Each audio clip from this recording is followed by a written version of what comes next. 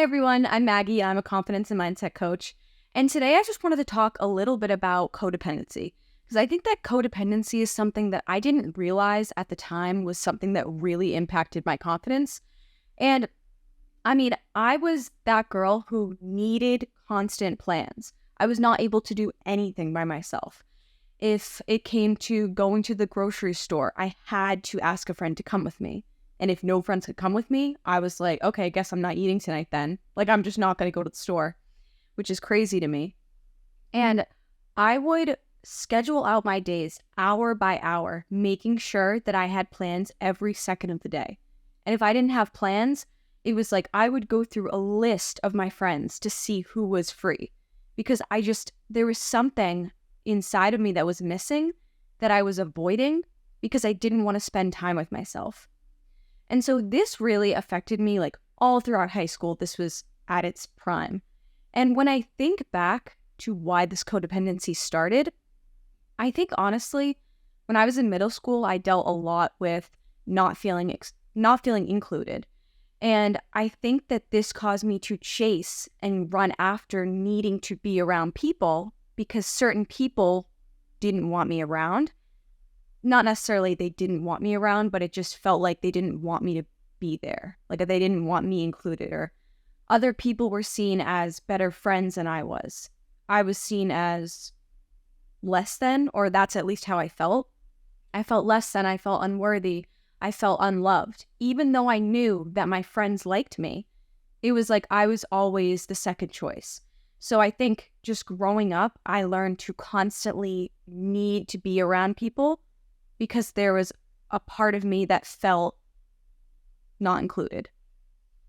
And so, yeah, the codependency started and I was not able to do anything on my own. And some of the ways that I started to learn that this was a problem for me was that I really had to sit with myself and gain awareness around what areas in my life was I so codependent. So I knew that I was codependent on my friendships. Again, like not being able to go to the grocery store or even the gym. Like I would not go if I couldn't find a buddy. And then I would also, in relationships, I relied heavily on guys for external validation and making sure that someone liked me. And I was codependent on that feeling of someone desiring me. Because if I didn't have that, I didn't feel loved, I didn't feel worthy. So when I was rejected by a guy, and it happened often because I didn't feel good about myself internally, I really took that as a hit to my self-worth. And it's like, what's wrong with me? Why don't they like me? And I was so codependent on the feeling of needing someone that rejection hurt 10 times more. So codependency is such a tough thing to deal with. And I think that it's not talked about enough. I know sometimes we hear things of like, oh, go on solo dates or spend more time with yourself, solitude, but I don't think we explain it enough.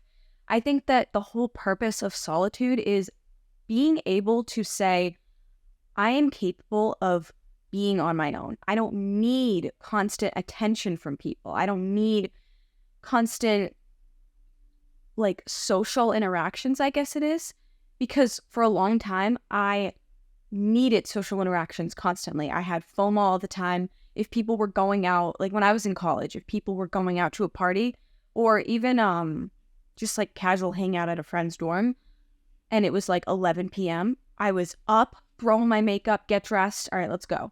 Because I could not deal with not being included. Again, that's, I think, part of codependency, at least for me. But yeah, I would get up and immediately I needed to be going with them. And basically what I learned with the FOMO is that the party's not going anywhere. Like when I say that, I mean, sure, they can hang out for a night and maybe I decide not to go, but it doesn't mean that I'm going to be any less included or whatever else that might entail. So I just started being okay with doing things alone and not always going because I was constantly on the go, go, adrenaline rush, social interactions. And I finally was like, I'm going to spend a night in and enjoy my time. And I really, in recent years, like probably in the past 3 years when I really dove into like my self-development journey, is when I started to love to read. So I was constantly diving into books. I was learning to journal more. And just recently, even, I started meditating. I never meditated like until this year, honestly, because I just thought it was stupid. I'm like, why would I just sit here and be silent? Like, what's that going to do?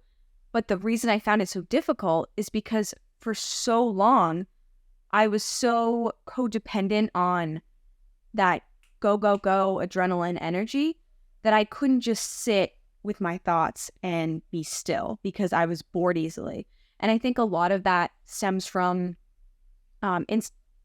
instant gratification. And so we get everything like that.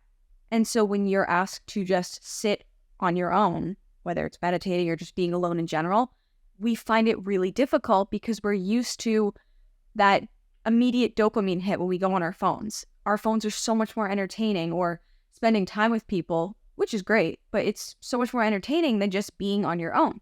So I think, we're going to be with ourselves for the rest of our life. So why not get used to being alone? And when I say, spend time with yourself, this is not being on your phone the whole time. I think watching a show, like watching a movie, could be different because that's like spending quality time with yourself, just as you would with like a friend or boyfriend, girlfriend, whatever. I think when you're watching a show and you put your phone away, you're just present. And that's the point of it all, of stepping away from codependency on all these external things and just being with yourself and being able to be present. And you learn so much about yourself. You learn what you like, what you don't like what pisses you off. You learn that stuff by being alone. You don't learn that necessarily in social settings. In a sense you do, because people around you are going to piss you off. Maybe. And you just learn like, oh, that bothers me. But when you're alone, you really have that like unaffected time of I'm just processing and reflecting what is going on. And so again, codependency is tough, but it really, all it entails is slowly finding ways to step out of your comfort zone. Like there'd be times where I'm like, okay, I really need groceries, and none of my friends were available. And I had to talk myself through it and be like, okay, here are my options. I'm either going to call everyone and no one can go with me, and I'm not going to eat lunch, but I'm starving, so I'm going to go to the grocery store. And that's my only option. And it's just a matter of kind of talking yourself into understanding what's best for you and taking that time to reflect and understand what needs to happen. And it's going to feel uncomfortable at first. If you're extremely codependent, going to the grocery store alone, going to the gym alone even, it can be really intimidating. But the more you do it, the more you're going to start feeling like, oh, this is okay. And then it starts to feel like it's kind of fun to go out just with yourself, like on a solo date or doing errands or whatever it might be. And I think the more that you can get comfortable with being alone, the better your relationships, whether it's romantic or friendships or family, the better those relationships are going to be, because you are secure in yourself. Because when you're constantly looking for other people to fulfill you, you're not going to be happy. You're not going to learn to love yourself. You're going to learn to love what other people can give you. And when they can't give you what you want, you're going to be disappointed. So learn to give yourself what you need and not be codependent on gaining that from these external sources is key. And so, again, like I said, I dealt with codependency all my life. So if I can do it, you can do it too. It's a process, and it's very difficult at first, but it's just a matter of repetition and stepping outside of your comfort zone, and you will get there. So I promise you, you will get there. I love you guys, and thank you so much for watching.